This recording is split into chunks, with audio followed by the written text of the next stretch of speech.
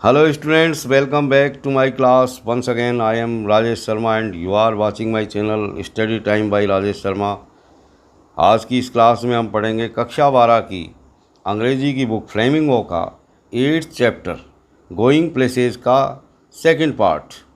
और इससे पहले हम इस चैप्टर का फर्स्ट पार्ट पढ़ चुके हैं और इस बुक के लास्ट जो 7 चैप्टर्स हैं वो भी हम पढ़ चुके हैं। और यदि आपने मेरे लास्ट वीडियो नहीं देखे हैं तो उनको देखने के लिए आप सब्सक्राइब कर लें मेरा channel study time by Rajesh Sharma, और वहां जाकर के आप मेरे लास्ट वीडियो देख सकते हैं। एक चीज़ ये कि कमेंट बॉक्स में आप अपने कमेंट ज़रूर लिखें। वीडियो पसंद आए तो लाइक करें, शेयर करें अपने फ्रेंड्स को। इससे पहले कि हम इस पार्ट को शुरू करें, हम थोड़ा सा इसका रिकैप ले लेते हैं। यहाँ पर लेखक किशोर अवस्था में आने वाली समस्याओं के बारे में बात करता है कि किशोर अवस्थाओं में बच्चे किस तरह सोचते हैं। दो चीज़ें यहाँ पर बताई गई है। एक तो बच्चे जब किशोर अवस्था में आते हैं तो फैंटेसी करते हैं, यानी कल्पनाओं में जीते हैं। इसके अलावा दूसरी चीज़ यहाँ पर लेखक ने हमको जो बताई है वो ये कि इस अवस्था में अधिकतर बच्चे हीरो वर्शिप करते हैं, यानी किसी भी व्यक्ति को अपना नायक मान लेते हैं और उसी के ख्यालों में रहते हैं। तो यहाँ पर भी एक करैक्टर है सोफ़ी, जो अब किशोर अवस्था में है और वो भी एक हीरो वर्शिप करती है। इसके अलावा हमेशा ख्यालों में रहती है, हवाई किले बनाती है। तो आइए शुरू करते हैं, आगे क्या होता है। Let's start. Perhaps there were also people exotic interesting people of whom he never spoke. संभवतः वहाँ ऐसे लोग भी होंगे जो बहुत ही एग्जोटिक और इंटरेस्टिंग पीपुल हो सकते हैं, यानी बहुत ही जो है उत्तेजनात्मक। एग्जोटिक का मतलब उत्तेजनात्मक, मोहक, और इंटरेस्टिंग पीपुल यानी बहुत ही मज़ेदार, रुचिकर लोग हो सकते हैं। Of whom he never spoke, जिनसे उसने कभी भी बात नहीं की थी। इट वॉज पॉसिबल, ये बिल्कुल संभव था। दो he was quiet and didn't make new friends easily, यद्यपि वो बहुत शांत था, यानी चूँकि वो जॉफ जो करेक्टर है वो सोफ़ी का भाई, यानी यहाँ पर जॉफ के बारे में बात हो रही है जो सोफ़ी का बड़ा भाई है। तो जॉफ के बारे में बताया गया कि वो बहुत ही शांत रहने वाला आदमी था और आसानी से नए मित्र नहीं बनाता था। She longs to know them, लेकिन सोफ़ी उन सारी चीज़ों को जानना चाहती थी। Longed to know, longs to know, जानना चाहती थी। She wished she could be admitted more deeply into her brother's affections and that someday he might take her with him. She could be admitted more deeply, वो कुछ ज़्यादा गहराई से admit किया जाना चाहती थी। into her brother's affections, अपने भाई के स्नेह में। कहने का मतलब ये कि वो सोफ़ी जो है चाहती थी कि उसका भाई जॉफ उसको बहुत गहराई के साथ स्नेह करे। And that someday he might take her with him, और ये कि किसी न किसी दिन वो उसको अपने साथ लेकर के जाए। दो देयर फादर फॉरवेड इट, यद्यपि इस बात की उनका पिता आज्ञा नहीं देगा, मना करेगा। फॉरवेड यानी मना करना। And जॉफ had never expressed an opinion, इसके अलावा जॉफ ने कभी भी इस बारे में अपने विचार प्रकट नहीं किए थे। ओपिनियन यानी विचार या मत, एक्सप्रेस यानी प्रकट करना, व्यक्त करना। She knew he thought her too young, Sophie ये समझती थी कि उसका भाई अभी उसे एक बहुत ही छोटी बच्ची समझता था, टू यंग समझता था। And she was impatient, impatient यानी अधीर, जिसमें धीरज नहीं हो। इसके अलावा वो बहुत ही अधीर थी। She was conscious of vast world out there waiting for her. She was conscious, conscious यानी सचेत होना, जागरूक होना। तो वो इस बात के प्रति जागरूक थी कि ए वास्ट वर्ल्ड यानी एक विशाल दुनिया, वास्ट वर्ल्ड विशाल दुनिया, out there waiting for her, वहाँ उसकी प्रतीक्षा कर रही थी। And she knew instinctively, instinctively यानी सहज बुद्धि से, अंतः प्रेरणा से, यानी उसने अंतः प्रेरणा से वो ये भी जानती थी कि that she would feel as at home there, कि वो वहाँ भी घर जैसा ही फील करेगी, एट होम फील करेगी, as in the city which had always been her home, अपने शहर की तरह जो कि हमेशा से ही उसका घर रहा था। यानी वो ये जानती थी अपनी सहज बुद्धि से कि जैसा वो अपने शहर में घर जैसा महसूस करती है, बाहर की दुनिया में भी ऐसा ही घर जैसा ही महसूस करेगी। इट एक्सपेक्टेंटली अवेटेड हर अराइवल, और बड़ी आशा के साथ ये बाहर की दुनिया उसके आने की प्रतीक्षा कर रही थी, उसके आने की प्रतीक्षा में थी, जैसे इंतज़ार कर रही थी। तो इस तरह की वो कल्पना करती है यहाँ पर, यानी वो समझती है कि बाहर की दुनिया उसके आने का इंतज़ार कर रही है, अवेट कर रही है, मतलब इंतज़ार कर रही है। एक्सपेक्टेंटली यानी बड़ी आशा के साथ। She saw herself riding there behind Joff, और मन में फिर वो ये कामना करती है कि वो जॉफ के पीछे बैठी हुई गाड़ी पर सवारी करती हुई वहाँ जा रही है। He wore new shining black leathers, और जॉफ ने चमकदार काले चमड़े के जो है जैकेट पहन रखी है, कपड़े पहन रखे हैं। And she a yellow dress with a kind of a cape, और उसने पीले रंग की पोशाक पहन रखी है और उसमें एक तरह का दुपट्टा भी है। दैट फ्लू आउट बिहाइंड, जो पीछे की तरफ उड़ रहा है। अब गाड़ी आगे को चलेगी तो पीछे को दुपट्टा उड़ेगा हवा से, तो ऐसा वो मन में ऐसी कल्पना करती है। There was the sound of applause as the world rose to greet him, greet यानी स्वागत करना, रोज यानी खड़े होना। और जैसे ही वो बाहर की दुनिया में पहुंचती है तो वो फिर कल्पना करती है कि जैसे सारे लोग खड़े होकर के तालियों की गड़गड़ाहट के साथ ताली बजा करके जो है उसका स्वागत कर रहे हैं, उसका हौसला बढ़ा रहे हैं और उस खड़े होकर के उसका स्वागत कर रहे हैं। There was the sound of applause, और वहाँ तालियों की गड़गड़ाहट है। As the world rose to greet him, ऐसा लगता है जैसे कि सारी दुनिया खड़ी हो गई है और तालियां बजा बजा करके उसका स्वागत कर रही है।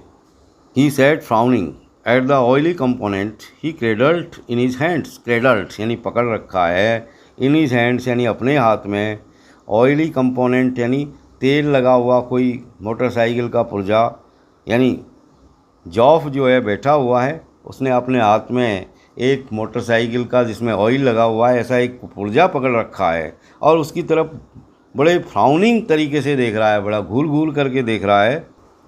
As though it were a small dumb animal and he was willing it to speak, और इस तरह हाथ में पकड़ रखा है उसको जैसे कि वो कोई छोटा स्मॉल डम्ब एनिमल हो, यानी कोई छोटा जो है गूंगा जानवर हो, डम्ब यानी गूंगा, और वो ये चाहता है, उसका इंतज़ार कर रहा है बोलने का, जैसे मानो वो उसके बोलने का इंतज़ार कर रहा हो। I met Danny Casey, Sophie said, Sophie ने कहा कि मैं डैनी केजी से मिली थी। He looked around abruptly, where, और तब जॉफ अचकचा करके इधर उधर अपने चारों ओर देखता है, कहाँ मिली थी। एब्रप्टली यानी अचकचा करके, इसको हम कह सकते हैं सडनली, अचानक से। इन the arcade funnily enough, funnily enough बड़ी अचंभे की बात है, काफ़ी अचंभे की बात है, मैं ढके हुए गलियारे में उससे मिली थी। आर्केड का मतलब होता है ढका हुआ गलियारा, गलियारा मतलब छोटा बाजार जो ऊपर से ढका रहता है। इट्स नेवर टू, ये कभी सही नहीं हो सकता। आई डिड टू, अरे मैं उससे मिली थी। यू टोल्ड डैड, क्या तुमने पिताजी को बताया। सी शूक हर हेड, उसने अपने सिर को हिलाया, शूक यानी हिलाना, थोड़ा झटका दे करके हिलाना। Chastened at his unawareness that he was always the first to share her secrets. She shook her head, उसने अपने सिर को हिलाया। चाशंड, उसे पीड़ा हुई उसकी अब अनअवेयरनेस पर, उसकी अज्ञानता पर, इस बात की अज्ञानता पर कि वो ही पहला व्यक्ति होता था हमेशा जिससे वो अपनी सीक्रेट शेयर करती थी, जिससे वो अपने राज बताती थी। यानी जॉफ ही वो पहला आदमी होता था जिसको सोफ़ी अपने राज की बात सबसे पहले बताती थी। आई डोंट बिलीव इट, मैं इस पर भरोसा नहीं करता। There I was looking at the clothes in Royce's window when someone came and stood beside me, and I looked around, and who should it be but Danny KG। यानी वहाँ मैं जो है रॉयसीज विंडो में यानी रॉयसी की खिड़की में कपड़े देख रही थी, और तभी समवन केम कोई व्यक्ति वहाँ आया, एंड स्टूड बिसाइड मी और मेरे पास आकर के खड़ा हो गया, एंड आई लुक्ड अराउंड और मैंने चारों ओर देखा, and who should it be और मैंने उस व्यक्ति के बारे में सोचा कि ये कौन होना चाहिए, बट डैनी केजी, और फिर मैं तुरंत पहचान गई कि ये डैनी केजी ही था। All right, what does he look like. अच्छा चलो ठीक है, अब मुझे ये बताओ कि वो कैसा दिखाई देता था। Oh come on, you know what he looks like. अरे छोड़ो, तुम जानते हो वो कैसा दिखाई देता है, फिर भी मुझसे क्यों पूछते हो। क्लोज टू, आई मीन, जैसे मेरा मतलब है, यानी कुछ तो बताओ। वेल अच्छा ठीक है, चलो मैं बताती हूँ। ही हैज़ ग्रीन आइज, यानी उसकी आँखें हरे रंग की है। जेंटिल आइज, बहुत ही कोमल तरह की आँखें, यानी बहुत ही विनम्र आँखें, gentle. And he is not so tall as you would think, और वो इतना लंबा नहीं है जितना तुम सोचते हो। She wondered if she should say about his teeth but decided against it. तब उसने मन में ये सोचा कि क्या उसको उसके दांतों के बारे में भी बताना चाहिए, बट डिसाइडेड अगेंस्ट इट, यानी उसने दांतों के बारे में नहीं बताने का निश्चय किया। Their father had washed when he came in, and his face and arms were shiny and pink. Their father यानी उनके पिताजी, हैड वाश्ड नहा चुके थे, व्हेन ही केम इन और तब वो अंदर आए, and his face and arms were shiny, अब उनका चेहरा और उनकी भुजाएं यानी हाथ चमक रहे थे, शाइनी थे, एंड पिंक और गुलाबी दिख रहे थे। And he smelled of shop, और उनसे साबुन की खुशबू आ रही थी। ही स्विच्ड ऑन द टेलीविज़न, और अंदर आकर के उन्होंने टेलीविज़न चालू कर दिया। Tossed one of little Derek shoes from his chair, और लिटिल डेरेक के एक जूते को अपनी कुर्सी से उठा करके ऑन टू द सोफ़ा के ऊपर टॉस कर दिया यानी फेंक दिया। And set down with A grunt, और एक गुर्राहट के साथ, एक ग्रंट के साथ अपनी कुर्सी पर बैठ गए। Sophie met Danny Casey Job said, और अंदर आकर के जॉफ ने अपने पिता से कहा कि पिताजी, सॉफ़ी जो है डैनी केजी से मिली थी। Sophie wriggled where she was sitting at the table, Sophie जिस जगह टेबल पर बैठी थी, अपनी जगह पर बैठी बैठी ही रिगल्ड हुई, मतलब थोड़ी कसमसाई, छटपटाई। Her father turned his head on his thick neck to look at her, और सॉफ़ी की तरफ देखने के लिए उसके पिता ने अपनी मोटी गर्दन पर अपने चेहरे को, अपने सिर को घुमाया सॉफ़ी की तरफ। His expression was one of disdain, यानी उसके जो एक्सप्रेशन थे, जो भाव भंगिमा थी, वो थोड़ी डिस्डेन से भरी हुई थी, यानी थोड़ी तिरस्कारपूर्ण थी, यानी उसने तिरस्कारपूर्ण निगाहों से अपनी बेटी की तरफ देखा। इट्स ट्रू, जॉब सेट, तब जॉफ ने आगे बात को बढ़ाया, ये बिल्कुल सत्य है पिताजी। I once knew a man who had known Tom Finney, his father said reverently to the television. I once knew a man, एक बार मैं एक ऐसे आदमी को जानता था, who had known Tom Finney, जो टॉम फिनी को जानता था। हिज फादर सेड, उसके पिता ने कहा, रिवरेंटली टू द टेलीविज़न, टेलीविज़न से बिना अपनी निगाहों को हटाए हुए, कहने का मतलब यानी वो श्रद्धापूर्वक टेलीविज़न को देखते देखते ही उसने अपनी इस बात को कहा। रिवरेंटली का मतलब होता है श्रद्धापूर्वक, but that was a long time एगो, लेकिन ये बहुत पहले की बात थी। You told us, job said, job ने कहा कि हाँ पिताजी, आपने हमसे इस बात को पहले भी कहा था। KG might be that good someday, यानी केजी भी किसी दिन उतना ही अच्छा बन सकता है। Better than that even, he is the best, उससे भी अच्छा, वह तो सबसे अच्छा है। ही इज़ द बेस्ट, वह तो सबसे अच्छा है।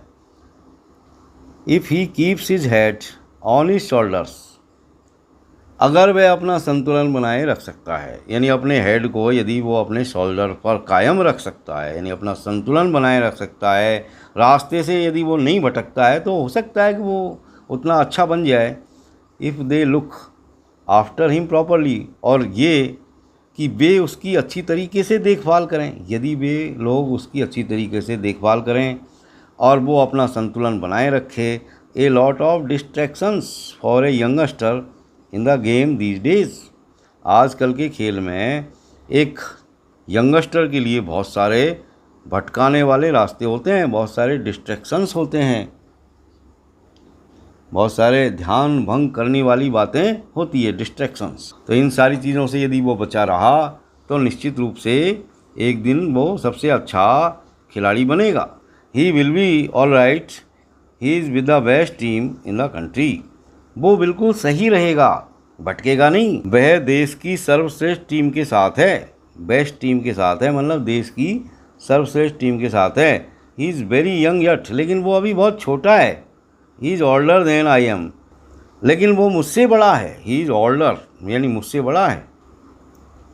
Too young really for the first team, लेकिन प्रथम श्रेणी की टीम के लिए बहुत ज़्यादा छोटा है।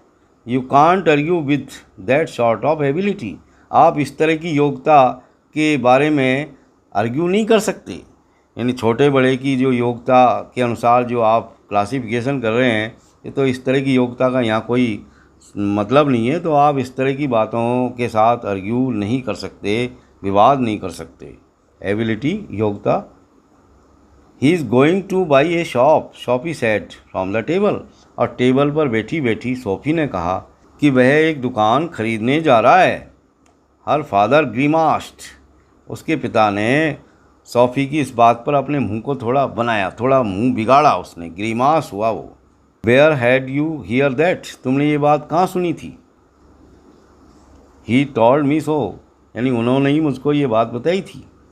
ही मटर्ड समथिंग इनऑडिबल, उसने कुछ अपने मुंह में मनी मन वो कुछ बड़बड़ाया, इस ऐसी आवाज़ में जिसे कोई और नहीं सुन सके। इनऑडिबल यानी जिसे कोई और नहीं सुन सके, मटर्ड यानी बड़बड़ाना। And dragged himself round in his chair, और अपनी चेयर में उसने अपने आप को ऊँकलू करके बिठा लिया, ड्रैग कर लिया, खींच लिया अपनी टांगों को अंदर, यानी गोल मटोल होकर के वो अपनी कुर्सी में बैठ गया। This another of your wild stories, अच्छा तो ये तुम्हारी जो तुम कपोल कल्पित कहानियाँ बना लेती हो, तो एक और कहानी तुम बना लाई हो। She met him in the arcade, वह उससे आर्केड में मिली थी, यानी ढके हुए गलियारे में मिली थी। जॉब सेट, जॉब ने कहा। And told him how it had been, और ये भी बताया कि ये कैसे हुआ। One of these days you are going to talk yourself into a load of trouble, इन दिनों में किसी दिन तुम बातें कर स्वयं को भारी परेशानी में डाल लोगी, यानी इन दिनों में किसी दिन तुम इस तरह की बातें कर कर के अपने आप को किसी भारी परेशानी में डाल सकती हो, डाल लोगी, या हो सकता है तुम किसी भारी परेशानी में पड़ जाओ। इस तरह की बातें जो तुम करती हो उससे कहीं तुम भारी परेशानी में नहीं पड़ जाओ। हर फादर सेड एग्रेसिवली, उसके पिता ने थोड़ा एग्रेसिव होकर के कहा, थोड़ा सा गुस्से में कहा, फटकारते हुए कहा, आक्रामक होते हुए कहा। Joff knows it's true don't you Joff, तब सोफी ने अपने पिता से कहा कि जॉफ जानता है पिताजी कि ये बात बिल्कुल सत्य है। हाँ भाई जॉफ, क्या तुम इस बात को नहीं जानते। ही डोंट बिलीव यू दो ही वुड लाइक टू, तब उसके पिता ने कहा कि वो तुम्हारा भरोसा नहीं करता है, बिलीव नहीं करता है।